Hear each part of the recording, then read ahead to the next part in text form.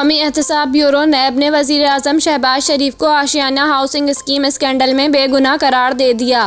नैब की रिपोर्ट के मुताबिक आशियाना हाउसिंग स्कीम के ठेके में बदउनवानी के कोई सबूत नहीं मिले। सरकारी खजाने को नुकसान पहुंचा, ना शहबाज शरीफ ने कोई फ़वाइद हासिल किए। नैब के मुताबिक आशियाना हाउसिंग स्कीम में शहबाज शरीफ के खिलाफ इख्तियारात के नाजायज़ इस्तेमाल के कोई सबूत नहीं मिले।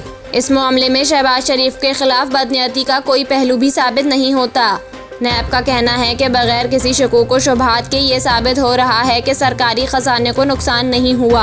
नैब रिपोर्ट में कहा गया है कि कामरान कियानी ने भी सरकार के खजाने को नुकसान नहीं पहुंचाया और न ही फवाद हसन फवाद ने ठेके दिलवाने के लिए कोई रिश्वत ली।